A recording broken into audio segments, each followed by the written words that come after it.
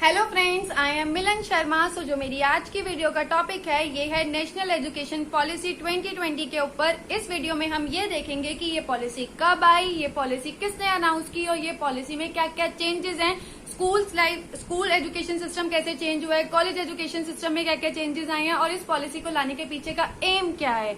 तो इन सारे क्वेश्चंस के आंसर आपको इस वीडियो में मिलेंगे, तो इस वीडियो को एंड तक देखना क्योंकि बहुत इंपॉर्टेंट है। पूरा एजुकेशन सिस्टम में चेंजेस लाए गए हैं स्कूल लाइफ और कॉलेज लाइफ दोनों के अंदर। और ये वीडियो स्टूडेंट्स के साथ साथ पेरेंट्स को देखनी भी इम्पोर्टेंट है क्योंकि पेरेंट्स को ये पता होना चाहिए कि बच्चों की जो एजुकेशन सिस्टम है उसमें क्या क्या चेंजेस आए हैं और पेरेंट्स का रोल कहाँ चेंज हुआ है। और ये जो वीडियो है टीचर्स के लिए भी इम्पोर्टेंट है क्योंकि टीचर्स को ये पता होना चाहिए क्योंकि वो इस एजुकेशन फील्ड से रिलेट करती हैं, इसी से जुड़ी हुई हैं, तो उनको पता होना चाहिए कि इसमें क्या क्या चेंजेस आए हैं। तो आइए अब हम ये वीडियो को आगे बढ़ाते हैं। सबसे पहले तो हम ये जानेंगे कि ये एजुकेशन पॉलिसी है 2020 ये कब आई है और इसको किसने अनाउंस किया है। तो ये जो एजुकेशन पॉलिसी है मैं आपको बता दूं आफ्टर 32 इयर्स बाद चेंज हुई है। 32 साल बाद हमारी न्यू एजुकेशन पॉलिसी बनी है और ये पॉलिसी जुलाई 29, 2020 को आई है। उसके बाद इस पॉलिसी को अनाउंस किसने किया? इस पॉलिसी को announce minister of human resources development Ramesh Pokhriyal ने और minister of information and broadcasting Prakash Javadekar ने अनाउंस किया है। इन दोनों ने इस पॉलिसी को अनाउंस किया है और ये पॉलिसी जुलाई 29, 2020 में आई है, यानी कि कल। अब आगे देखते हैं कि इस पॉलिसी में स्कूल सिस्टम एजुकेशन सिस्टम में क्या चेंजेस होंगे और कॉलेज एजुकेशन सिस्टम में क्या चेंजेस होंगे। तो सबसे पहले ये जो पॉलिसी है, इस पॉलिसी के अंदर जो हमारा 10+2 का सिस्टम होता था एजुकेशन का, वो अब 5+3+3+4 में कन्वर्ट हो गया। कि पहले हमारा 10+2 का सिस्टम चलता था 10th एंड 12th, लेकिन अब हमारा जो सिस्टम चेंज हुआ है स्कूल का वो हो गया है 5+3+3+4, यानी कि इस 10+2 को 4 में कन्वर्ट कर दिया गया 5, 3, 3, 4 इन सबको प्लस करके। अब हम धीरे धीरे देखेंगे जो ये स्टेजेस बटे हैं ये किस किस के स्टेजेस हैं, क्योंकि आपको 10+2 का तो सबको पता है, हम सब उससे पढ़े हैं।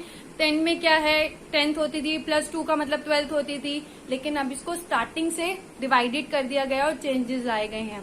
और हाँ, दूसरी बात, इस वीडियो में मैंने वीडियो का जो भी कंटेंट है, जो भी मैंने स्टोर किया, जो भी मैंने ढूंढा है, उस सबको मैंने इस पेज पे लिख दिया है।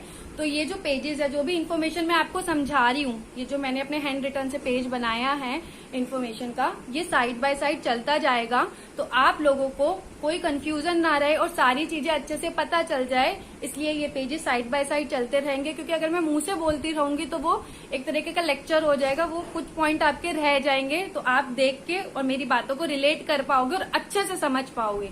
तो आप पेजेस जो भी है इन्फॉर्मेशन साइड में देख सकते हो, जो मैं बोल रही हूँ इस पेजेस के अंदर वो साइड बाय साइड चलते जाएंगे। अब सबसे पहले की जो आया है 5, मैंने जो आपको बताया है 5 में जो चेंज हुआ है, 10+2 जो 5+3+3+4 में कन्वर्ट हुआ है, उसका जो पहला 5 उठाते हैं, उस 5 इयर्स को जो बोला गया है उसको, उस फर्स्ट स्टेज को बोला गया है फाउंडेशनल स्टेज। सेकंड जो +3, वो जो +3 आया है उसको बोला गया है प्रिपरेटरी स्टेज। उसके बाद जो अगेन +3 है उसको बोला गया है मिडल स्टेज।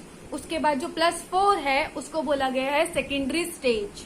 ठीक है, ये साइड में चल रहा होगा, आपको पता चल रहे होंगे कि किस किस को कौन सा स्टेज बोला गया और मैंने आपको बता दिया।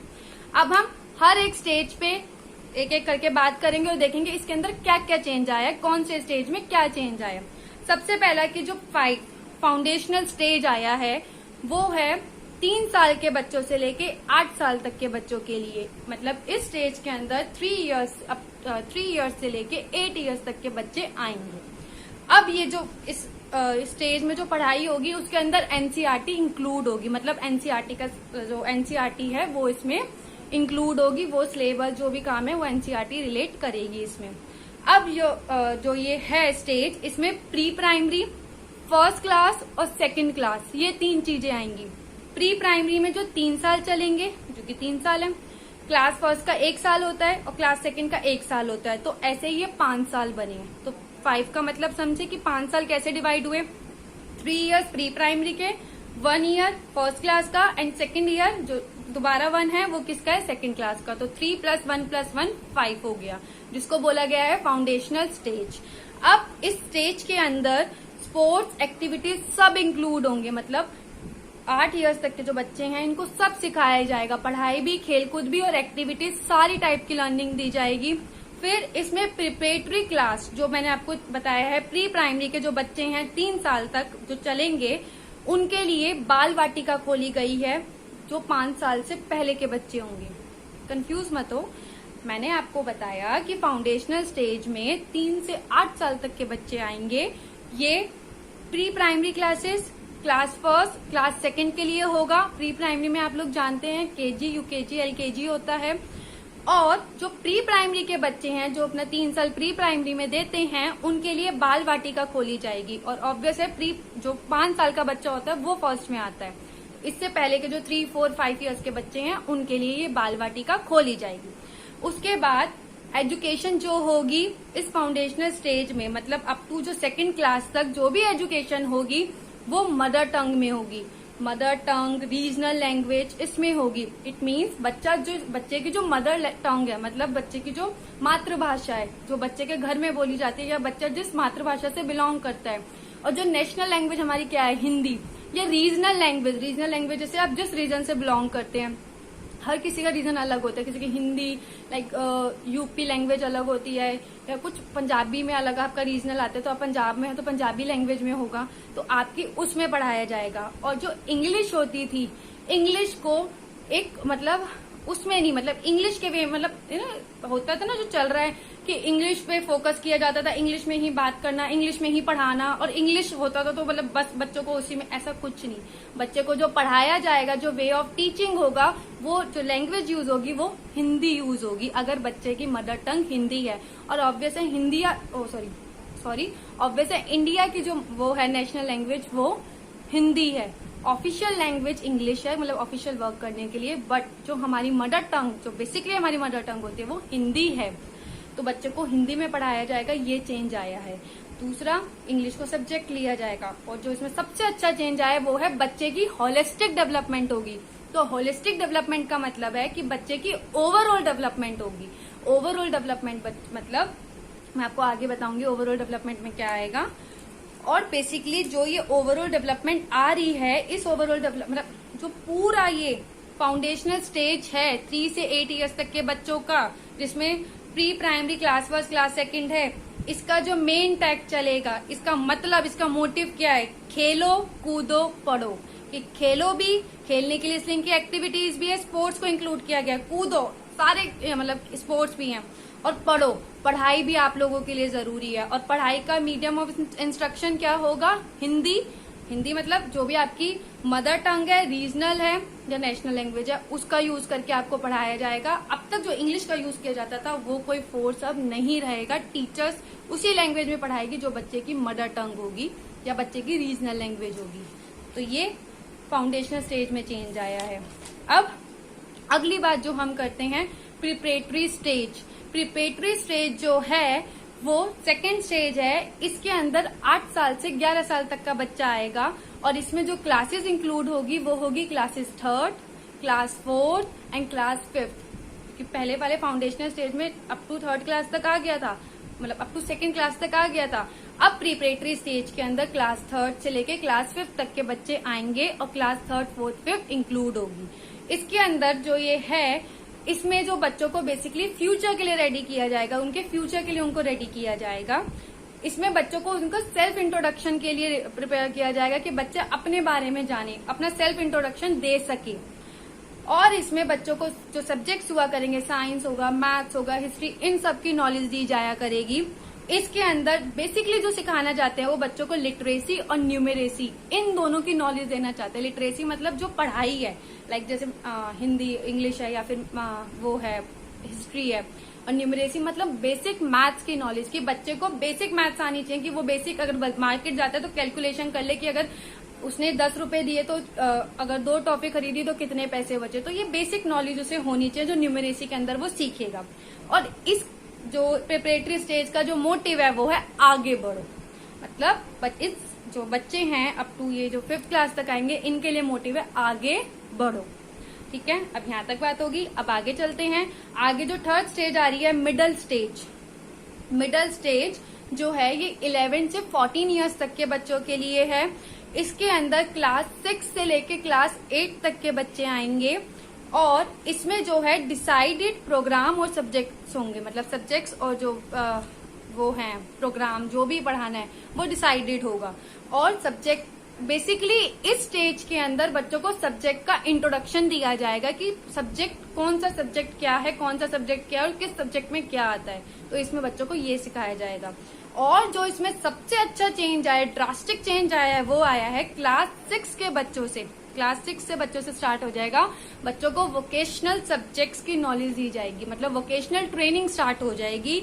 और इसमें कोडिंग स्टार्ट की गई है 6 क्लास के बच्चों के लिए। कोडिंग का मतलब ये है कि बच्चा अगर पेंटर है, मतलब बच्चा अगर पेंटर बनना चाहता है तो वो पेंटर के पास जाके पेंटिंग की नॉलेज ले सकता है, मतलब उसको वो नॉलेज दी जाएगी स्कूल में। या फिर कोई बच्चा सॉफ्टवेयर में इंटरेस्ट है किसी बच्चे का, तो उसको सॉफ्टवेयर की कंपनी में इंटर्नशिप के लिए अलाउ कर दिया जाएगा, मतलब वो अपनी स्कूलिंग भी करेगा और उसको इंटर्नशिप के लिए परमिशन भी मिलेगी। तो ये एक बहुत अच्छा चेंज आया है जो 6 क्लास से स्टार्ट हो जाएगा कोडिंग, जो कि और कंट्रीज में भी होता है, तो अब हमारी इंडिया में भी ये आएगा। अब आगे चलते हैं। जो सेकेंडरी स्टेज है, जो लास्ट स्टेज है सेकेंडरी, 14 से 18 ईयर्स तक का है ये क्लास। इसमें जो क्लासेस इंक्लूड है वो क्लास 9, क्लास 10, क्लास 11, क्लास 12, जो मैंने एंड में +4 बताया था। अभी तक हमने जो बात की है वो हमने जो सिस्टम बात की है 5 + 3 की बात कर ली। अब जो एंड में +4 को डिवाइडेड किया गया है हम उसकी बात कर रहे हैं, और उस +4 को कहा गया, उस 4 साल को कहा गया है सेकेंडरी स्टेज। और सेकेंडरी स्टेज 14 से 18 ईयर्स तक है। तो इसके अंदर क्लास 9 से 12th होगी। इसमें स्टडी कराई जाएगी पर्टिकुलर सब्जेक्ट की, कि जो कोई पर्टिकुलर सब्जेक्ट बच्चा पढ़ना चाहता है वो जो बच्चा पढ़ना चाहता है वो पढ़ाया जाएगा। अब इसके अंदर जो 9th 10th 11th 12th है, इसमें स्ट्रीम का कोई पंगा नहीं है। मतलब अब तक जो हमारे 10th 12th में होता था, 10th के एग्जाम देने के बाद हम जो स्ट्रीम लेते थे, कॉमर्स, साइंस, आर्ट, जो हमें लेनी होती थी वो खत्म हो गया है। क्योंकि ऐसा होता था ना, बच्चा कॉमर्स लेता था तो कॉमर्स लेगा तो कॉमर्स के सब्जेक्ट्स पढ़ेगा, साइंस लेगा तो साइंस के पढ़ेगा, तो जो डिसाइड सब कॉमर्स के 5 सब्जेक्ट है वो ही पढ़ेगा, आर्ट्स के हैं वो ही पढ़ेगा, साइंस के है वो पढ़ेगा। तो ये खत्म हो गया है। इसके अंदर जो ये चेंज है, स्ट्रीम सिस्टम क्लोज होके any subject you can choose. इसका मतलब अगर कोई बच्चा है उसे कॉमर्स की अकाउंटेंसी पढ़नी है तो वो अकाउंटेंसी लेगा, उसे साइंस का फिजिक्स पढ़ना है तो वो साइंस का फिजिक्स लेगा, अगर उसे आर्ट्स की हिस्ट्री पसंद है तो वो आर्ट्स की हिस्ट्री पढ़ेगा। तो इट मीन्स बच्चा जो सब्जेक्ट चाहता है, जो भी स्ट्रीम से चाहता है वो खुद चूज करेगा। स्ट्रीम का कोई भी पंगा इसमें नहीं रहेगा। ये सबसे बड़ा ड्रास्टिक चेंज इसके अंदर सेकेंडरी स्टेज के अंदर आया है कि कोई भी स्ट्रीम नहीं रहेगी। कॉमर्स वाला बच्चा साइंस की स्ट्रीम भी ले सकता है, साइंस वाला बच्चा आर्ट्स की स्ट्रीम भी ले सकता है। आपको जिस सब्जेक्ट्स में इंटरेस्ट है आप वो सब्जेक्ट अपने चूज करके ले सकते हो। और ये जो सिस्टम है इसको बोला जाएगा मल्टी डिसिप्लिनरी सिस्टम, जो आप कोई भी सब्जेक्ट चूज कर सकते हो। ठीक है, अब हमने ये बात कर ली। अब आगे चलें। इसके अंदर ही सेकेंडरी स्टेज के अंदर ही क्लास 9 से लेके 12 तक सेमेस्टर बेस्ड एग्जाम होंगे। सेमेस्टर बेस्ड एग्जाम का मतलब है कि अब जो एग्जाम 6 मंथ्स और 6 मंथ्स, मतलब साल में 2 बार एग्जाम होंगे, मतलब एक मिड ऑफ द ईयर और फिर जब ईयर एंड होगा तब होंगे। और इसमें जो अब आप कहोगे तो ऐसा तो होता है, ऐसा अब जो है इसमें ये चेंज ये है कि पहले जो 6 महीने बच्चा पढ़ा उसका एग्जाम होगा, फिर अगले 6 महीने बच्चा जो पढ़ेगा सिर्फ उस चीज का एग्जाम होगा। तो इसका मतलब अब बच्चे को पूरे साल पढ़ना होगा। पहले बच्चे क्या कहते थे कि चलना अभी जो बीच वाला एग्जाम हो रहा है मैं जैसा भी दे दूं, मैं तो एंड वाले में मेहनत करूंगा, उसमें मार्क्स आएंगे, वो मेन एग्जाम है। अब ये खत्म हो गया है। बच्चे को पहले 6 महीने वाले एग्जाम के लिए भी पढ़ना पड़ेगा और दूसरे 6 महीने वाले एग्जाम के लिए भी पढ़ना पड़ेगा, क्योंकि पहले 6 महीने के एग्जाम वाला जो बीच में आएगा वो पहले 6 महीने का आएगा और वो खत्म। अब जो अगला 6 महीना पड़ेगा उसमें जो उसने पढ़ा उसका एग्जाम अगले 6 महीने वाले में आएगा। तो अब इस पढ़ाई को 6-6 महीने में डिवाइड कर दिया गया है 9 से 12 तक के बच्चों के लिए। अब जो बोर्ड एग्जाम्स है वो इजी हो गए हैं, बोर्ड्स पे ज्यादा फोकस नहीं किया जाएगा, मतलब बोर्ड्स को टफ नहीं, इतना टफ बोर्ड्स इतना नहीं है क्योंकि 10+2 हट गया है, ये +4 के अंदर है। अब जो बेसिकली है इसमें इसका जो मोटिव है ये है रटना नहीं है, इसमें समझना है। इसमें जो बच्चा समझकर आगे बढ़ेगा वो ही नॉलेज ले पाएगा, जो रट कर आगे बढ़ेगा उसके लिए कोई जगह नहीं है। वो आपको आगे पता चलेगा, क्योंकि इस 12th के बाद तो कॉलेज आता है ना, वो अब आप आगे देखोगे क्यों।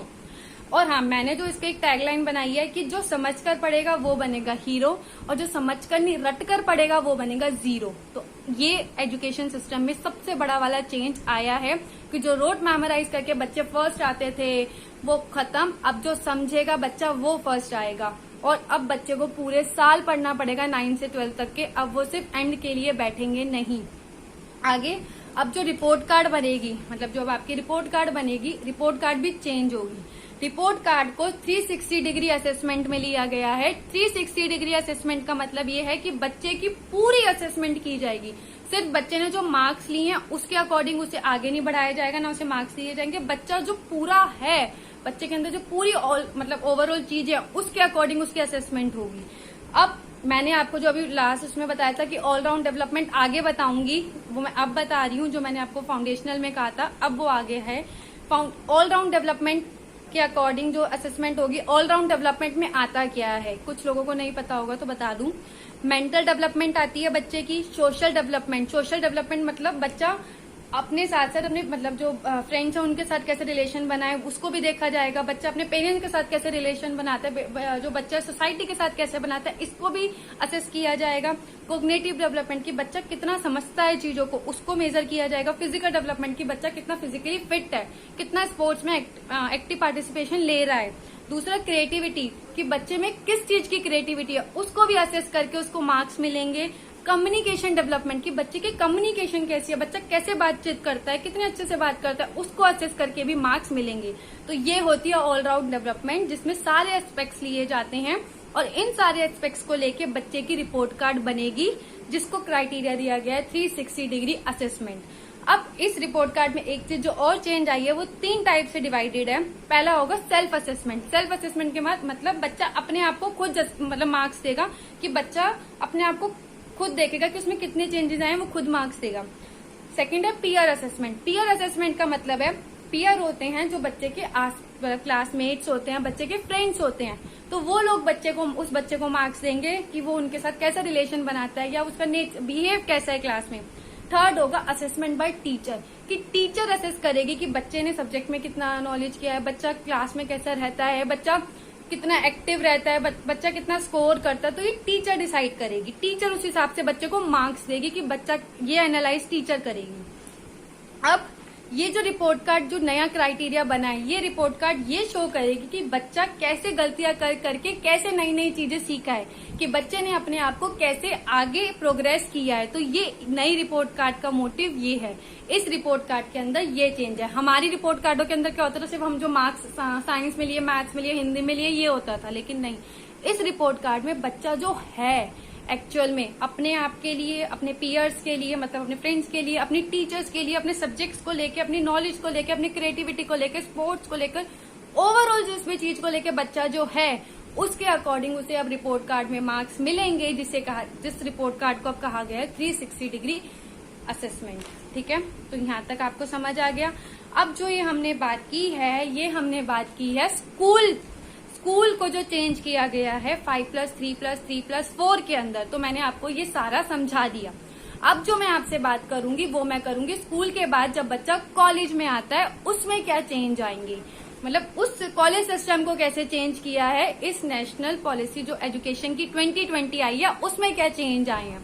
उसमें इन्होंने एक कॉमन एप्टीट्यूड टेस्ट स्टार्ट होगा। कॉमन एप्टीट्यूड टेस्ट अब कौन देगा, जैसे हम लोगों के 12th में मार्क्स आते हैं, किसी बच्चे के 60% मार्क्स आए और वो बच्चा कोई जो कोर्स है वो करना, अच्छा कोर्स है वो करना चाहता है, लाइक इको ऑनर्स करना चाहता है, लेकिन इको ऑनर्स के लिए बहुत अच्छी परसेंटेज आती है, उस बच्चा वो नहीं कर सकता, तो बच्चे रुक जाते थे। लेकिन अब ऐसा नहीं होगा। अगर किसी बच्चे के 12th में कम मार्क्स आए हैं तो वो कॉमन एप्टीट्यूड टेस्ट देगा। कॉमन एप्टीट्यूड टेस्ट में वो बच्चा जो पास होगा उसके वो मार्क्स उसके 12th में मार्कशीट में जुड़ेंगे और वो उसको जुड़ के उसको जो वो चाहता है उसको लेने में हेल्प करेंगे। और कॉमन एप्टीट्यूड टेस्ट के बेस पे ही बच्चे को कॉलेज में एक एडमिशन मिलेगा। आगे इसका जो मेन मोटिव है वो है बोझ कम शिक्षा ज्यादा, कि बोझ नहीं है, मतलब रोट मेमोराइज नहीं करना, हर 12th में रोट मेमोराइज करो तब आगे बढ़ोगे, ये तो बच्चा ही नहीं। क्योंकि जो समझेगा वो बढ़ेगा, इसमें रट्टा तो कहीं बच्चा ही नहीं। और इसका मोटो है कि शिक्षा ज्यादा मिले, बोझ ना हो बच्चों के लिए, ये बोझ तो रहा ही नहीं। जो बच्चा जो चाहता है उसे वो मिलेगा, जबरदस्ती वो किसी बोझ को नहीं पकड़ेगा। आगे अब जो कॉलेज में एक अच्छी चीज आई है, जो कॉलेज में सबसे ड्रास्टिक चेंज हुआ है कॉलेज के एजुकेशन सिस्टम में, वो है मल्टी एंट्री मल्टी एग्जिट। इसको नाम दिया गया है मल्टी एंट्री मल्टी एग्जिट, कि आप बहुत बार एंट्री भी ले सकते हो और बहुत बार एग्जिट भी ले सकते हो। अब आप लोग सोच रहे हो कि मैं क्या कह रही हूँ, तो ठीक है मैं आपको समझाती हूँ। मल्टी एंट्री मल्टी एग्जिट का मतलब ये है कि हम लोगों तक क्या होता था कि हमें 3 साल, अगर हम ग्रेजुएशन कर रहे हैं तो हमें वो 3 साल तक करनी होती थी, बीच में छोड़ देंगे तो वो खत्म ग्रेजुएशन। जो 3 साल तक कंप्लीट करेगा, पास होगा, उसी को डिग्री मिलेगी। लेकिन अब ऐसा नहीं रहा। अब क्या है कि इस चीज को पहले जो फर्स्ट ईयर का बच्चा है जो कॉलेज में आया 12th के बाद, उसने सिर्फ फर्स्ट ईयर तक पढ़ाई करी, वो आगे नहीं करना चाहता, या उसका कोई रीजन है वो बाद में करना चाहता है, कोई उसको हेल्थ इशू हो गया या उसको कोई जॉब का इशू हो गया, कोई भी इशू हो गया, तो उसने 1 साल पढ़ाई करी, पेपर दिए, उसको सर्टिफिकेट मिल जाएगा। उसके बाद वो कंटिन्यू करे ना करे या कंटिन्यू बाद में करे, उसकी मर्जी। अब बच्चा सेकंड ईयर, अगर बच्चा सेकंड ईयर भी आ रहा है, फर्स्ट ईयर भी दे दिया, अब सेकंड ईयर भी कर रहा है कंटिन्यू, तो उसको डिप्लोमा मिलेगा। उसको जो सेकंड ईयर कंप्लीट होने के बाद उसे डिप्लोमा दे देंगे। अगर बच्चा फर्स्ट ईयर भी कर रहा है, सेकंड ईयर भी कर रहा है और थर्ड ईयर भी कंटिन्यू कर रहा है, तो उसे बैचलर डिग्री मिल जाएगी, जो हम लोगों को 3 साल करने पे मिलती थी। अब बच्चा अगर 4 साल, 1 साल और दे रहा है, तो उसे रिसर्च का भी एक सर्टिफिकेट मिलेगा डिग्री के साथ, जो पता नहीं हमें मास्टर्स करने के बाद मिलता है, जो हम पर्टिकुलर एक रिसर्च करते हैं। तो अब आप ये देखो कि इसी में आ गया है। और अब इसका मल्टी एंट्री कैसे हुआ, जैसे मैंने 1 साल पढ़ ली, मैंने कहा मुझे कोई रीजन है मैं पढ़ाई आगे नहीं कर सकती, तो मुझे सर्टिफिकेट मिल गया। लेकिन 1-2 साल बाद मुझे लगा कि यार नहीं, मैं दोबारा कंटिन्यू करती हूँ, तो मैं दोबारा जाऊंगी। 1 साल की पढ़ाई जो थी उसका सर्टिफिकेट तो मिल ही गया है, उसके अकॉर्डिंग मैं जॉब भी ले सकती हूँ, उसको सर्टिफिकेट नाम दे दिया गया है। और मैं अब मेरा एडमिशन सेकंड ईयर में होगा, दोबारा मुझे फर्स्ट ईयर में एडमिशन लेने की जरूरत नहीं है। और जब मैं सेकंड ईयर कंप्लीट कर लूंगी तो मुझे डिप्लोमा मिल जाएगा।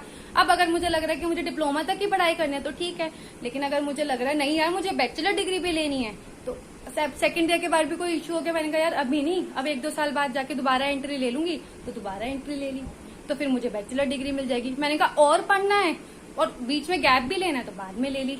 तो इसका मतलब आप कितनी भी बार आ सकते हो और कितनी भी बार जा सकते हो। और जो मेन बेनिफिट है एकेडमिक बैंक ऑफ क्रेडिट, कि इसका मतलब कि आपको एक डिजी लॉकर प्रोवाइड किया जाएगा। डिजी लॉकर जैसे कि हम लोगों का होता है, जिसमें हमारे 10th के 12th के सर्टिफिकेट्स होते हैं, तो इसके अंदर जैसे मैं फर्स्ट ईयर पढ़ के गई हूँ, मुझे सर्टिफिकेट मिल गया और मुझे आगे पढ़ना है, मैं 1-2 साल बाद दोबारा आके सोच रही हूँ कि मुझे दोबारा पढ़ना है, तो जो मेरे फर्स्ट ईयर के मार्क्स है ना, वो मेरे डिजी लॉकर में पहले से सेव है, वो आगे कंटिन्यू सेव, मतलब सेकंड ईयर के मार्क्स आगे उसको अपने आप सेव।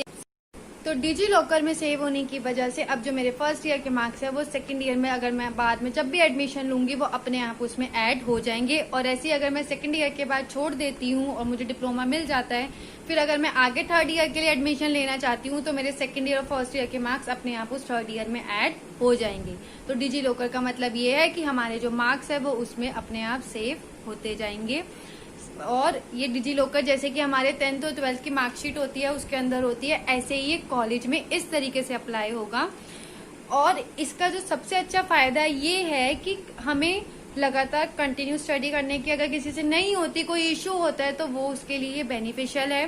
कोई गैप दे के स्टडी करना चाहता है या कोई सिर्फ फर्स्ट ईयर तक स्टडी करना चाहता है, सर्टिफिकेट तक ही रहना चाहता है, कोई डिप्लोमा तक ही रहना चाहता है या बैचलर डिग्री तक रहना चाहता है, तो वो अब उसकी चॉइस है और वो पॉसिबल होगा। या फिर कोई कुछ सालों बाद जैसे कि हम सोचते हैं कि यार चल मैं आगे पढ़ लेती, या 1 मिनट, जैसे कि क्या होता है, अब जैसे मैं हूँ, मैंने अगर फर्स्ट ईयर और सेकंड ईयर पढ़ा लेकिन थर्ड ईयर के एग्जाम किसी भी रीजन से नहीं दे पाई, तो मेरे वो फर्स्ट ईयर और सेकंड ईयर वेस्ट हो जाते हैं और मेरे को फर्स्ट ईयर और सेकंड ईयर का कुछ नहीं मिलता। मैं अंडर ग्रेजुएट ही कहलाऊंगी, ग्रेजुएशन मेरी कंप्लीट नहीं है। लेकिन अब इस टाइप का कोई भी इश्यू हम लोग, इन लोग जो बच्चे आगे आएंगे न्यू एजुकेशन पॉलिसी के अंदर, इन्हें नहीं होगा।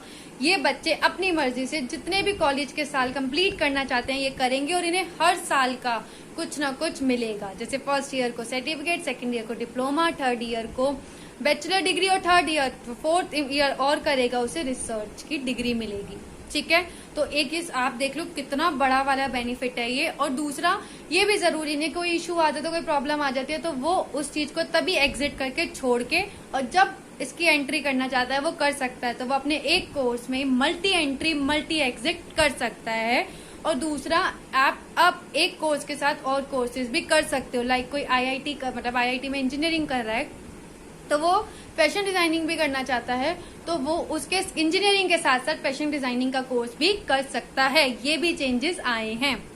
अब ये जो हमने बात करी, हमने स्कूल लेवल के चेंजेस की बात कर ली, जो चेंज हुआ है 5+3+3+5+3+3+4 का। और जो कॉलेज में एजुकेशन सिस्टम चेंज हुआ है हमने उसकी भी बात कर ली, जो और 4 इयर्स में अलग अलग टाइप की चीजें आई हैं और जो मल्टी एंट्री मल्टी एग्जिट आया है। अब जो हम बात करेंगे और भी कुछ इसके अंदर जो मतलब नेशनल एजुकेशन पॉलिसी 2020 में और जो चेंजेस आए हैं हम उसकी बात करेंगे। तो आइए देखते हैं। इसमें टेक्नोलॉजी बेस्ड ऑप्शन आया है अडल्ट लर्निंग के लिए through apps and TV. It means जो अडल्ट लर्निंग जो बच्चों को देनी है या और कोई लर्निंग जो देनी होगी अडल्ट के बच्चों को, उसके लिए ऐप स्टार्ट की जाएंगी और थ्रू टीवी में कुछ प्रोग्राम्स के थ्रू उन्हें नॉलेज दी जाएगी, जिसे बोला जा रहा है टेक्नोलॉजी बेस्ड लर्निंग। और जो और नई चीज आई है वो आई है दिव्यांग फ्रेंडली सॉफ्टवेयर। तो दिव्यांग फ्रेंडली सॉफ्टवेयर का मतलब कुछ सॉफ्टवेयर ऐसे आए हैं जो बेसिकली दिव्यांग लोगों के लिए। दिव्यांग लोग जिन लोगों को कुछ डिसेबिलिटीज होते हैं, लाइक किसी को आइज की डिसेबिलिटी होती है, कोई नहीं देख सकता, ब्लाइंड होता है, या किसी को ADHD की प्रॉब्लम होती है, कोई या फिर चल नहीं सकता, कोई सुन नहीं सकता। तो इन ऐसे बच्चों को जो प्रॉब्लम होती है इनके लिए उस टाइप के सॉफ्टवेयर बनेंगे जो इनके लिए फ्रेंडली होंगे। तो उसको नाम दिया गया है दिव्यांग फ्रेंडली सॉफ्टवेयर।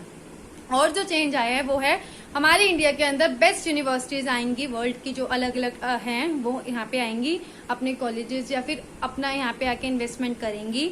और मल्टी डिसिप्लिनरी इंस्टीट्यूशन आएंगे, जो मैंने आपको बताया कि आप एक साथ अलग अलग कोर्सेज कर सकते हो, तो वो भी इसमें ऐड होगा। और जो मिनिस्ट्री ऑफ ह्यूमन रिसोर्सेज है वो अब मिनिस्ट्री ऑफ एजुकेशन हो गया है।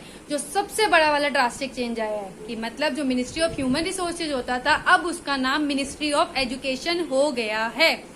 और अब ये बात ये आती है कि अगर ये एजुकेशन पॉलिसी आई है तो इसका मोटिव क्या है, एम क्या है, क्योंकि कोई भी चीज आती है तो उसके पीछे कोई ना कोई रीजन होता है।